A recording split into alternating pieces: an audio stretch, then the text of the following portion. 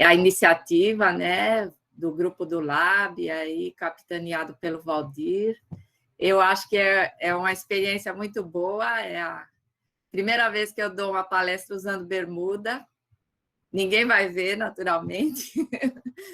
Então, eu vou falar um pouquinho sobre um projeto que a gente submeteu no edital do CNPq e da CAPES, que envolve a bioinformática no design racional de fármacos e a interação com o SARS-CoV-2. Então, o que é design racional de fármacos, né? Então, é um processo que tem como objetivo melhorar um fármaco, né, com base no conhecimento do alvo biológico desse fármaco. Então, esses candidatos a esse novo fármaco são frequentemente produtos naturais, né, baseados em conhecimentos de etnobiologia, ou seja, o uso de substâncias de plantas, animais, micro-organismos usados, né, pela população, ou em fármacos pré-existentes. Nesse caso, é um pouco diferente do reposicionamento, que tem sido muito discutido, porque você vai alterar o fármaco, você não vai simplesmente testar um fármaco já existente para uma outra finalidade.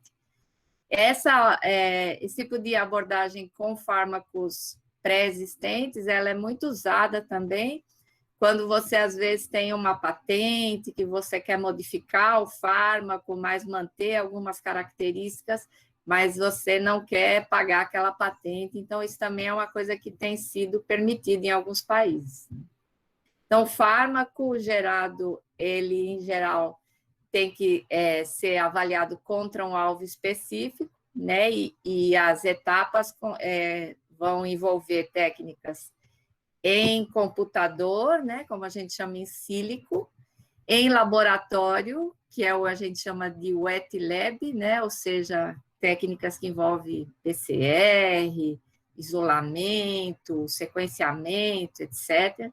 E depois vão envolver etapas para análise do efeito desse fármaco in vitro e em vivo. Então, 60% dos fármacos que são registrados, mais até do que isso, eles são inspirados em moléculas de plantas. Então, a gente vai falar um pouquinho sobre esse lado, né, das plantas, que tem essa capacidade de fornecer a grande maioria dos nossos remédios, né, comercializados. Esse aqui é um slide, essa figura é de uma revisão bibliográfica do nosso grupo, né? E aqui está mostrando, né, a planta, ela está sendo submetida a diversos tipos de patógenos e ela vai ter vários tipos de resposta, né? Resposta resistente, tolerante ou suscetível. No caso da resposta suscetível, ela vai implicar no aparecimento da doença. Uma das categorias importantes, né, da resposta das plantas é a chamada de patogênesis related, essas PR proteínas, e é um pouco delas que eu vou falar aqui nessa apresentação. Então, essas PR proteínas, né, elas incluem 3 subcategorias, né, a PR12, 13 e 14, e elas incluem esses peptídeos antimicrobianos.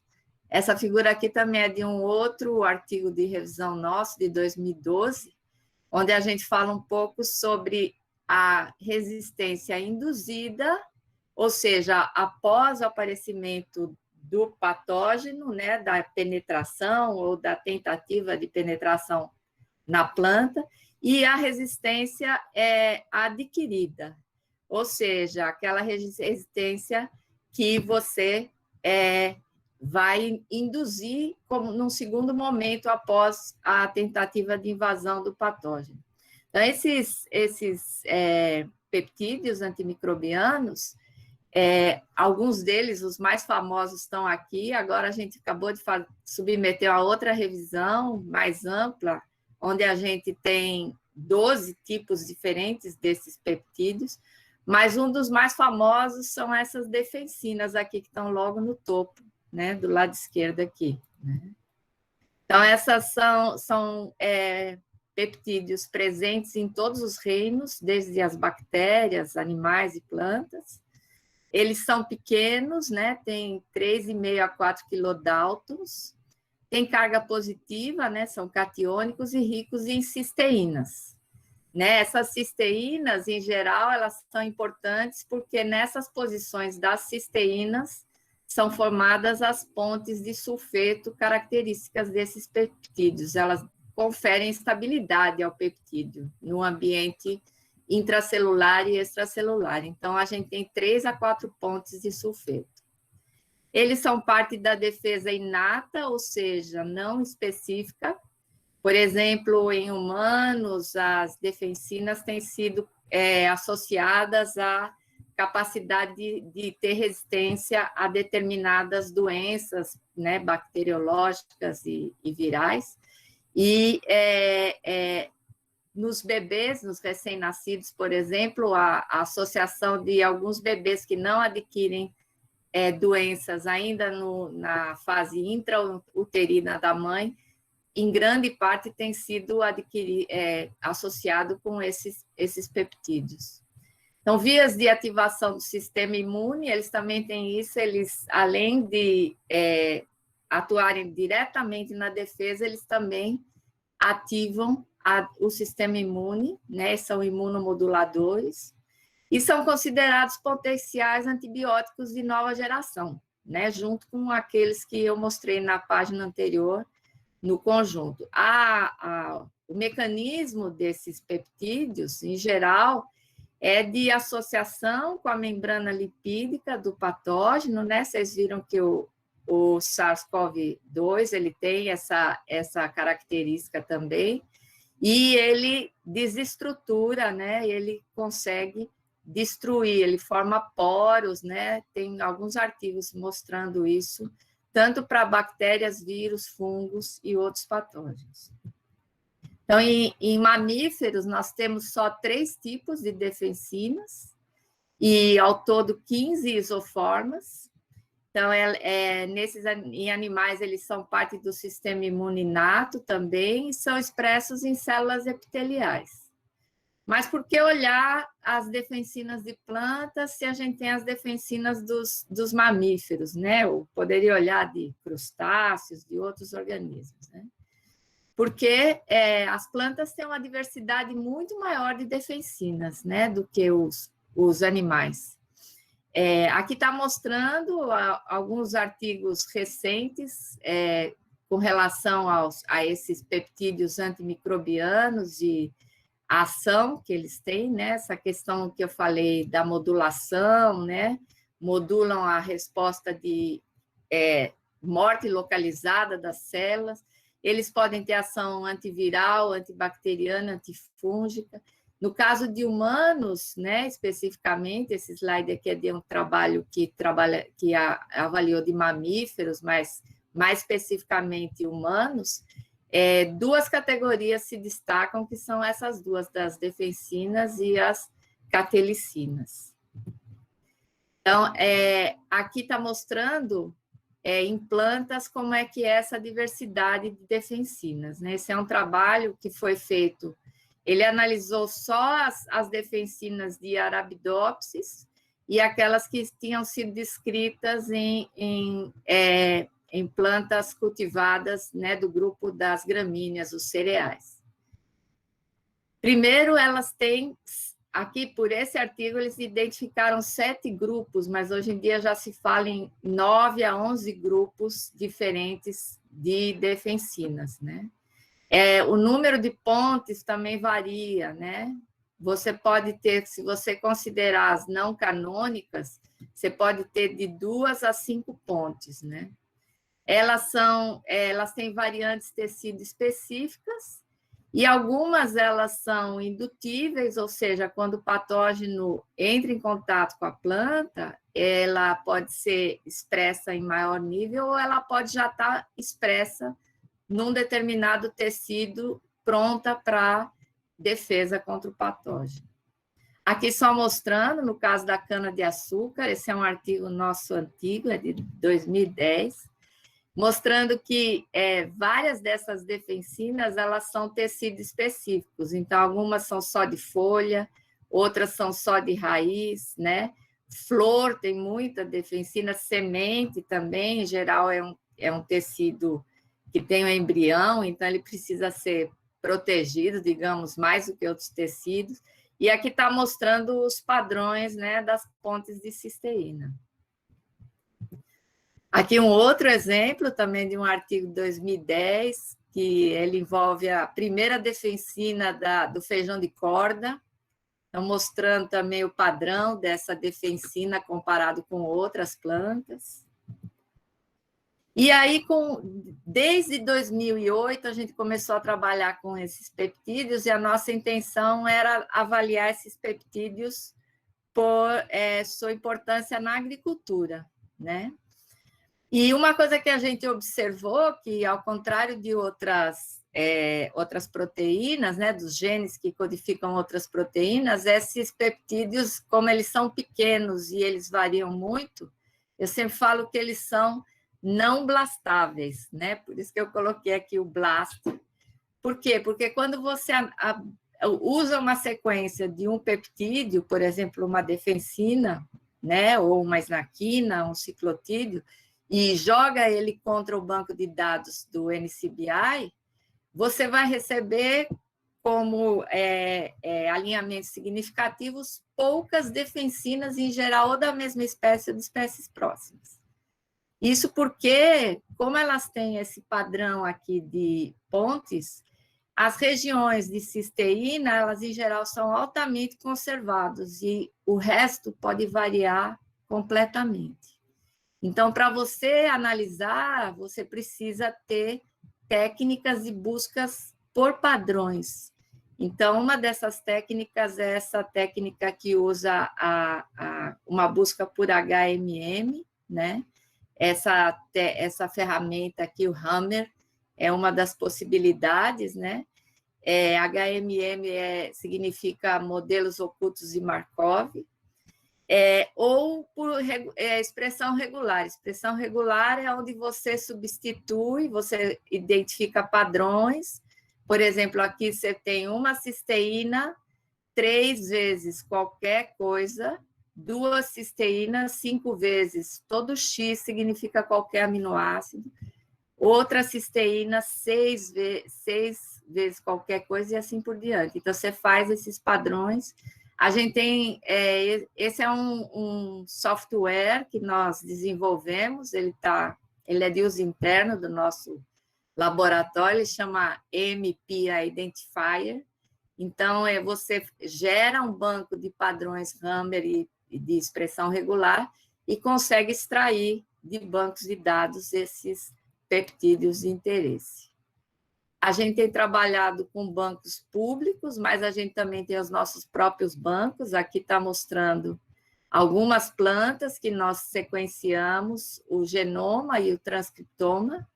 Nesse caso, são plantas aqui da Caatinga. Essa planta, a Calotropis, a bombardeira, ela é invasora. As outras são plantas nativas. E é interessante porque essas plantas, quando a gente olha, que está mostrando 4 peptídeos antimicrobianos bem famosos, talmatina, defensina, bacteriocina e a catelicidina, e está mostrando quantos representantes a Arabidopsis tem, né? Então, por exemplo, aqui ela tem cerca de 30, né?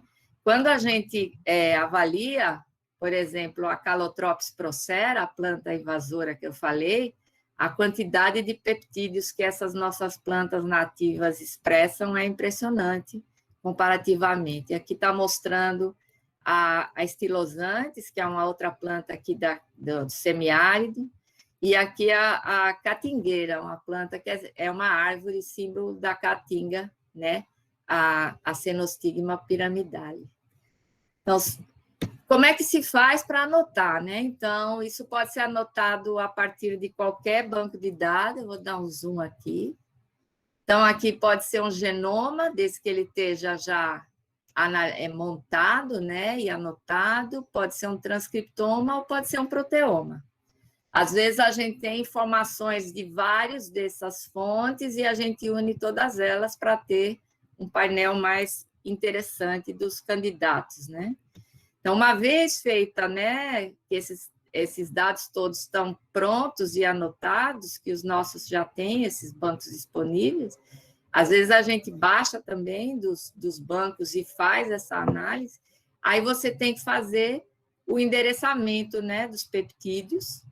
Então, aí a gente associa as três formas de busca, né, o BLAST, o regex e o HMM, sendo que essas duas são as mais eficientes. Em geral, com o BLAST, a gente tem bem menos candidatos, só quando a gente faz o BLAST, né? E aqui é um fluxograma de etapas que a gente anexou no nosso projeto, que acabou de ser submetido, né, à CAPES. Esse fluxograma, ele envolve do lado esquerdo as atividades em sílico e do lado direito algumas atividades em sílico e outras que são em laboratório, né? Como eu falei no começo, o wet lab. Então, no caso da primeira etapa, né, você tem que identificar esses peptídeos de plantas, a gente chama eles de PEMPs, né? E em bancos de dados, inclusive os nossos, né, daqui dos nossos genomas e transcriptomas. A gente já anotou 100 candidatos, né, porque assim, a anotação ela não é simplesmente passou por aquela etapa de uso, depois você tem que fazer uma anotação cuidadosa, validar todos eles, ver se eles têm domínio, né, se ele se é um gene completo, se não é um gene parcial, quebrado, etc. Então, a nossa meta nesse projeto é gerar mais 100 candidatos. E aí vai ser iniciada essa etapa que está aqui do lado direito, em cima, que a gente chamou de RAMP, né? Que são os peptídeos modificados racionalmente. Então, cada uma daquelas 100 defensinas ou 100 peptídeos que a gente comentou, ela vai ser avaliada para gerar um peptídeo curto. Por que um peptídeo curto? Isso é uma coisa que a gente tem trabalhado muito com esses peptídeos, e o que se observa é que, em alguns artigos, eles fizeram o seguinte, eles picaram os peptídeos em partes menores, e observaram que a atividade antimicrobiana dos peptídeos picados era maior do que dos peptídeos intactos. Então, vários outros artigos tentaram trabalhar regiões específicas desses peptídeos, mas a gente desenvolveu meio que um pipeline próprio, um procedimento próprio. Então, primeiro você tem que ter o peptídeo inteiro modelado, e vai identificar qual a região funcional e qual a estabilidade. Isso é feito através de dinâmica computacional, que eu vou falar um pouquinho de novo mais adiante. Aí você, uma vez observado isso, você vai reduzir o tamanho, tentando preservar essa região funcional. Também é importante que o peptídeo tenha a superfície catiônica preservada. Então, essas etapas aqui, às vezes, elas são meio que um trabalho de ir e voltar, porque você tem que modificar e analisar, modificar e analisar. Depois, na quarta etapa aqui, você vai verificar a atividade antimicrobiana. Tem vários softwares, né? Esses dois artigos aqui falam um pouco sobre isso, que foram, inclusive, têm sido desenvolvidos por esse grupo aqui, baseados em aprendizado de máquina, que eles, conhecendo substâncias antimicrobianas ativas, eles vão treinando, né, o software, e à medida que eles fazem isso, eles vão aprimorando essa predição da atividade antimicrobiana. Depois, você, baseado também numa análise em sílico, vai tentar identificar que tipo de atividade antiviral, antibacteriana, antifúngica ou de amplo espectro. frequentemente, esses peptídeos têm mais de um tipo de atividade, né? Nós temos alguns que a gente submeteu recentemente já 4 patentes, e nós temos alguns que eles têm, por exemplo, atividade antibacteriana e antifúngica, e contra vários tipos de bactérias e fungos também. Então, essa atividade de amplo espectro, ela é bem-vinda, naturalmente. Facilidade de síntese é uma outra questão, quer dizer, se for um peptídeo que pode ser difícil de sintetizar, e se esse peptídeo também ele pode ficar exposto ao maquinário celular, e ele pode ser degradado facilmente, então isso tudo tem que ser avaliado. E, finalmente, você tem que fazer ajustes para diminuir a toxicidade desse peptídeo. Isso também pode ser feito com auxílio de técnicas de aprendizado de máquina, né? Tem vários softwares que fazem esse tipo de análise. Depois daqueles 200 selecionados, a ideia é gerar 50 candidatos racionalmente modificados. Pode parecer uma coisa fácil, mas é como eu falei, várias vezes você vai da etapa 1 para a etapa 2, volta de novo para a etapa 1, vai para 3, volta para 2. Então, é um trabalho de tentativa e erro até você conseguir os melhores candidatos. Aqui só está mostrando um peptídeo inteiro, nesse caso aqui é uma defensina. Então, ele tem, foi feita essa modelagem tridimensional desse peptídeo.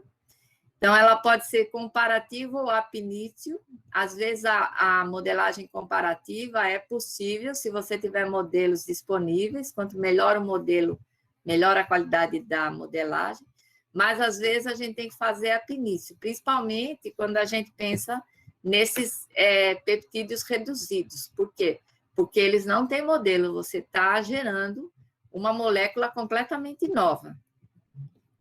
Então, aqui só está mostrando, né, quando você faz esses modelos, você pode comparar esses modelos através de softwares, por exemplo, sobrepondo. Aqui está mostrando a 2 peptídeos sobrepostos, quais essas regiões são exclusivas de cada um em vermelho, as que são iguais em azul e as que são similares. Né? Então, aqui está mostrando uma sobreposição de 3 peptídeos, né? E aqui mostrando a carga superficial, né? Então, em branco, a gente tem a polar, em verde, polar neutro, em azul positivo, em vermelho negativo. Então, esses peptídeos curtos, né? Eles precisam passar por uma análise primeiro para você identificar, né? Então, aqui uma espécie de um modelo de um peptídeo completo em aminoácidos, a sequência. Como vocês podem ver, elas não são longas, em geral, elas já são curtas. A gente vai encurtar mais ainda, né? E aqui está mostrando, acho que a minha... não, funcionou. Aqui está mostrando agora uma região que eu escolhi, baseado naqueles parâmetros todos. Né? Então, digamos que esse vai ser o meu peptídeo racionalmente modificado, meu RAMP. E aí eu avalio esse peptídeo e aqui com esse software a gente pode verificar se é difícil ou se é fácil para fazer a síntese dessa sequência. Então, aqui, tudo que é abaixo de 1 é muito fácil, abaixo de 1,2 é fácil, e tudo que está acima aqui tem dificuldade, porque quando você vai fazer a síntese, dependendo da ordem desses aminoácidos, isso pode ser um problema técnico. Então, isso também é uma questão, porque a gente também, na primeira fase, isso pode atrapalhar muito para você chegar no teste do laboratório. Então, você isolou e agora você vai fazer aquela modelagem ab initio, quer dizer, você não tem mais um modelo do peptídeo completo, você tem que fazer um modelo baseado na informação da sequência só. Então, aqui está mostrando, por exemplo, né, que a gente tem aqui 2 folhas beta e uma volta, e aqui, nesse caso aqui, a gente preservou uma ponte de cisteína. Então, Ele tem uma ponte aqui. Então, esse peptídeo, a gente precisa ver se ele é estável, se ele se mantém. Então, para isso é feita uma análise dinâmica molecular. Essa análise dinâmica, né, ela é mais ou menos como uma simulação. Então, aqui eu estou colocando uma caixa que eu estou concebendo, né, com uma determinada característica, aí você coloca o peptídeo na caixa. Em geral, a gente faz com água, mas você pode fazer com outros tipos de solutos. Define a temperatura, a pressão e o tempo, né? Normalmente, a gente usa 100 nanosegundos. A gente vê alguns trabalhos com tempos muito curtos, de 10 nanosegundos. Isso não é adequado, porque você não consegue avaliar se esse peptídeo, durante um tempo muito curto, se ele realmente se manteve ou se o tempo foi curto, e por isso a gente não conseguiu observar o comportamento. Então, se o peptídeo não oscilar muito, se ele não mudar de forma durante essa simulação de dinâmica, isso já é uma boa indicação de que ele pode ir para outra etapa, né? Aqui está mostrando, durante a dinâmica, a gente consegue enxergar aqui de uma forma gráfica, esse gráfico do RMSD, como é que o peptídeo oscilou. Então, esse peptídeo ele foi bem, porque ele oscilou um pouco no começo, mas depois ele adquiriu uma configuração e ela foi mais ou menos que mantida. Ó. Você vê que a variação aqui foi pequena na segunda metade, que é a mais importante com relação a isso. Aí você também pode observar outros parâmetros, né? Ver também se, se você tiver nessa simulação um peptídeo para comparação, um modelo, você também pode usar esse gráfico de Ramachandran. Bom, aí, depois que você escolheu o peptídeo e que ele se saiu bem em todas aquelas etapas, tem que começar a planejar a docagem. A docagem, né, chamada em inglês de molecular docking, significa a comparação da estrutura do seu peptídeo com a estrutura de uma outra molécula e a avaliação se há interação entre elas. Então, em geral, a docagem ela vai ter que ter um receptor, também chamado de host ou de lock, que seria o nosso alvo, e um ligante, ou guest, ou key, que é o peptídeo, no nosso caso, o peptídeo reduzido, né? Então, a expectativa é que as duas moléculas se liguem. Em geral, o ligante é uma molécula pequena, né? E o receptor é uma molécula bem maior, bem mais complexa, né? Então, o docking é a simulação computacional do candidato ligante para ver se ele vai se ligar com o receptor. A dinâmica, ela envolve algumas questões, né? Uma delas é a escolha do alvo, né? O receptor, no caso do presente projeto aqui, a região do vírus, né? Do SARS-CoV-2. Então, você primeiro escolhe, depois você tem que ter refinamento dos dois modelos tridimensionais, tanto do receptor quanto do ligante. No caso do vírus, o que a gente tem acompanhado meio que no dia a dia, porque foram publicados, né, os primeiros trabalhos da estrutura cristalográfica, e essas estruturas, elas, com o tempo, elas foram sendo refinadas, então, praticamente, toda semana a gente está avaliando e testando novos modelos. Por quê? Porque a qualidade do modelo ela é fundamental. Então, se você tiver um modelo com uma resolução maior, esse modelo vai ser mais adequado para a sua análise, né?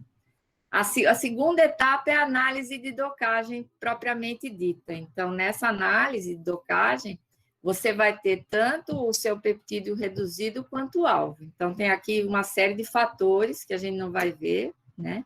E aí você faz o docking propriamente dito, né? Eu vou colocar aqui só uma simulação bem rapidinho para vocês terem uma ideia de como é que é um docking. Então, você vai ter aí a molécula, né, do receptor. Então, ela, em geral, é uma molécula bem complexa. E aí, agora, vai entrar, né, o ligante, que no caso aqui seria o nosso pequeno peptídeo. Aqui com as cargas superficiais, aí o ligante. O ligante está sendo testado especificamente para essa região aqui, que é chamada de bolso, em inglês pocket, né? Então, ele está tentando ver se tem alguma conformação, e aí conseguiu, houve uma ligação. Aí, essa ligação, ela também precisa ser analisada, de que tipo de ligação ela é, qual é a energia que ela vai consumir, se ela é uma ligação estável ou se ela é uma ligação instável, se o peptídeo continua oscilando ou se ele se mantém fixo. Então, tudo isso é importante, aí mostrando qual a configuração que o peptídeo adquiriu quando se ligou. Então, essa parte da docagem, ele tem que ter várias etapas. Primeiro, a análise isolada, só do receptor e só do ligante, na mesma condição. A análise conjunta dos dois. E depois, uma comparação, sobreposição de dados, né? Por quê? Porque você tem que avaliar como é que eles se comportaram para entender o que é que o ligante fez no receptor, se é que ele fez alguma coisa, né? Então, aí você depois, com essa comparação, você vai entender o tipo, a posição e o impacto dessa ligação. Então, aqui está mostrando só os alvos do SARS-CoV-2. Nós estamos testando esses 3 alvos, que estão aqui destacados em amarelo, e estamos planejando esses 2. Todos eles são alvos, né? A spike é a glicoproteína, né? Do capsídeo. Esses 2 são proteases, que o vírus depende delas para ele penetrar. E essas 2 aqui são etapas logo em seguida subsequentes. Então, questão de tempo, eu não vou falar muito sobre isso. Quais são os tipos de resultados? Primeiro, pode ou não haver interação. Então, se houver interação, é bom, se não, é ruim, né? O seu candidato, o ligante, pode ser desconsiderado. Primeiro, de que tipo, né?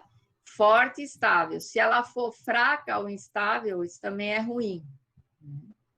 Então, a estrutura do receptor, ela é alterada ou perturbada quando ele se liga ao ligante.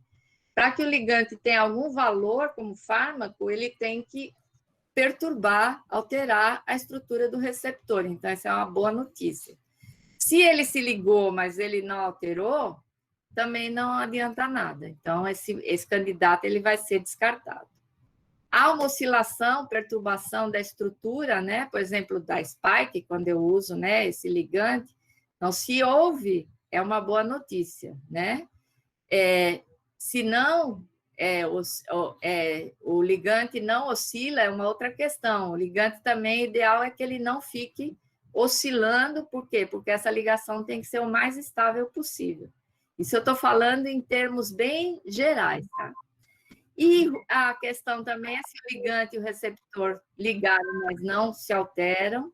O ligante oscila e o receptor oscila, mas mantém a estrutura também, não é interessante, né? E se ocorrer a ligação a um bolso funcional, né, o pocket, como eu falei, é uma boa notícia. Se não, também pode não ser, se ele se ligar numa outra região não funcional, pode ser que ele também não tenha a atividade esperada.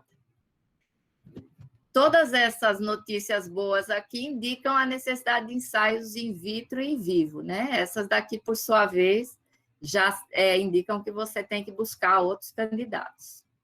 Então, nosso projeto, ele pretende, a partir daqueles 50, selecionar pelo menos uns 10 que estejam capazes de ir para esses ensaios in vitro e in vivo.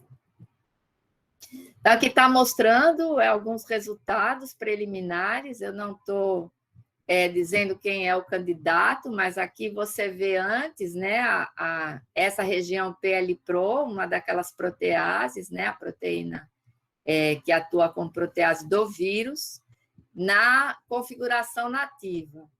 e aqui ela perturbada após interação com o candidato. Aqui está vendo toda essa região em ciano, e a gente enxerga que houve perturbação, né? Houve modificação da estrutura da proteína. Aqui mostrando à esquerda um resultado interessante, né? Então, aqui, ó, a spike nativa, ela sem o ligante, e aqui, quando você acrescentou o ligante, ela perdeu completamente a conformação. Aqui, um resultado não tão bom, né? O ligante e a proteína, eles se mantiveram inalterados. Aqui é uma outra análise, né? Dessa análise de RMS, onde você pode olhar posição por posição, ou resíduo por resíduo, o que é que acontece. Então, em preto, em vermelho, você tem a spike sozinha, e em preto, a spike com o peptídeo. E vejam aqui, ó, nessa região aqui também, houve uma desestruturação da spike nativa.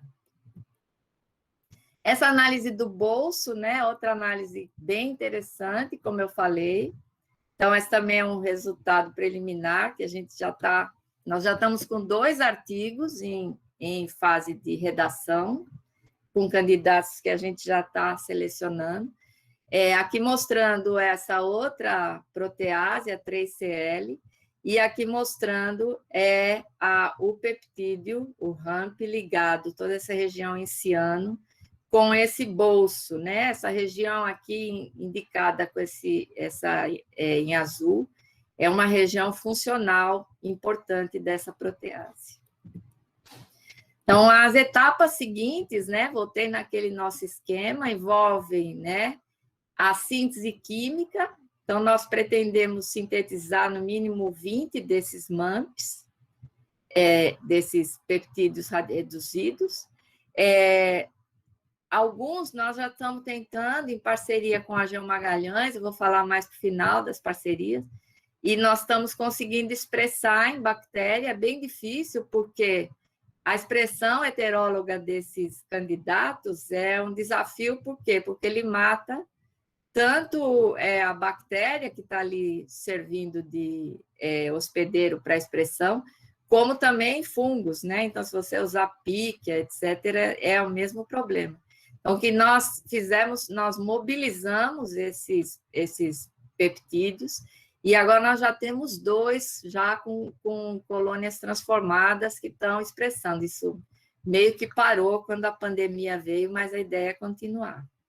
Então, as etapas seguintes, né, elas envolvem esses bioensaios. Então, você vai usar o peptídeo que você sintetizou ou você conseguiu expressar e purificar, né? E vai avaliar in vitro essa atividade antimicrobiana contra vírus, bactérias, fungos e outros patógenos humanos. Por que a gente testa contra tanta coisa? Porque é interessante você saber se esse candidato ele é específico ou se ele tem uma atividade de amplo espectro. Então, uma vez que houve esse teste, né, em laboratório, ou no caso das bactérias, você faz uma análise cinética de crescimento. Isso a gente tem feito também em parceria com o Laboratório de Microbiologia do AGEO Magalhães. E o que a gente observa é que, às vezes, os controles, né, contra a substância, em concentrações bem baixas, eles têm uma atividade muito boa e conseguem, né, dizimar esses patógenos. E no caso de vírus, né, no nosso projeto, a gente tem 2 parcerias, uma é com um hospital na Itália e a outra é com um grupo na Inglaterra, que estão já fazendo essas análises em larga escala, e a ideia é que esses parceiros que vão fazer os testes contra o SARS-CoV-2. A gente também está com uma parceria com o pessoal do Lavite, né, daqui do AGEO Magalhães, o professor Lindomar, que ele também se comprometeu a fazer as análises in vitro com NB2, né? Ainda não tem o protocolo estabelecido. Mas o nosso interesse é contra outros vírus também, para tentar identificar, talvez, algum desses peptídeos, se ele tem uma atividade mais para um tipo de vírus do que para o outro. Então, aqui, agora, a etapa seguinte envolve essas análises estruturais, a parte de citogenotoxicidade, vou dar um zoom aqui, né?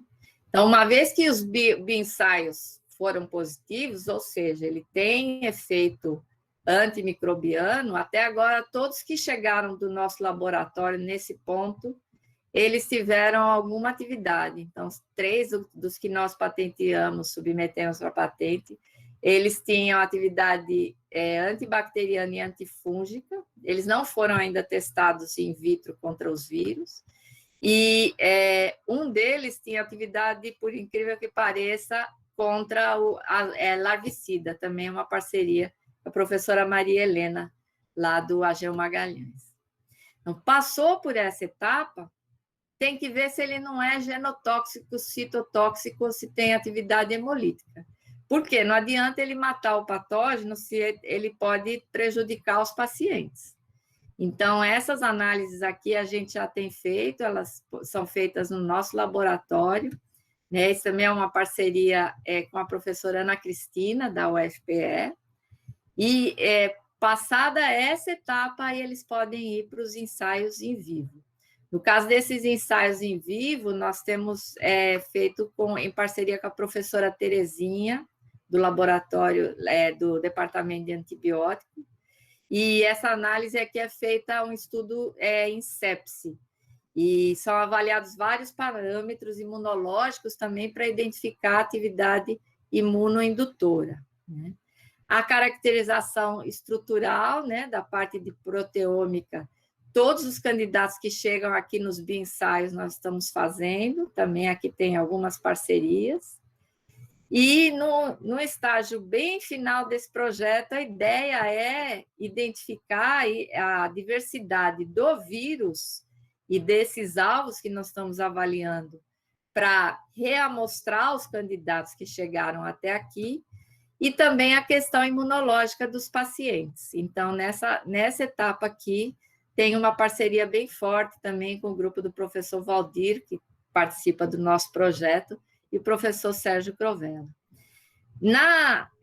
Para os ensaios clínicos, tem um hospital na Itália, que eles já estão começando a fazer esses ensaios, mas a gente não tem a expectativa que isso já inicie no âmbito desse projeto, né? Quer dizer, dentro dos 2 primeiros anos que a gente propôs. Aqui só mostrando, tem 9 instituições, 15 laboratórios, aqui o número de laboratórios, aqui de instituições, né? Brasil, Reino Unido, Itália, Canadá, né? São os países participantes. Aqui o tipo de atuação, né? Uma grande parte envolve bioinformática, né? E outros envolvem mais a parte de laboratório. Aqui são os parceiros, né? Eu queria destacar o professor Sérgio Crovella, que ele é vice-coordenador desse projeto, né? Professor Roberto Lins, que ele treinou parte dos meus alunos em algumas dessas técnicas, a Terezinha, né, do antibióticos, e eu queria, entre os estrangeiros, né, destacar o professor Mauro Giaca, esse grupo aqui do King's College, lá de Londres. Eles estão envolvidos em testes, eles têm um laboratório completamente robotizado, que a gente fica até humilhado quando ouve falar dessas coisas, e eles estão testando reposicionamento de 3.000 fármacos que foram selecionados via técnicas in sílico. Então, essa parte toda desses testes, né? Então, nossos peptídeos provavelmente vão entrar nos testes lá só daqui a uns 2, 3 meses, quando eles terminarem de testar todos os fármacos, né, que já estão sendo liberados e usados, para ver se algum deles tem atividade. Então, é um grupo bastante importante nesse projeto, né? Queria destacar, além do Crovella, também o Carlos, né? O Carlos André, o Max, a Lívia, que são os principais envolvidos. Aqui tem alguns outros parceiros que eu citei, a professora Ana Cristina, Roberto Lins, a professora Tereza Cristina, do AGEU, que faz a parte da análise das bactérias, né? Aqui é o doutorando Vinícius, que foi pai recentemente, mas está trabalhando super ativamente nesse projeto. A doutora Isabelle, ela que faz a parte da expressão heteróloga, né? E o Lucas Brandão, né? Que foi super importante na submissão desse projeto aí junto à CAPES. Eu quero agradecer e estou à disposição.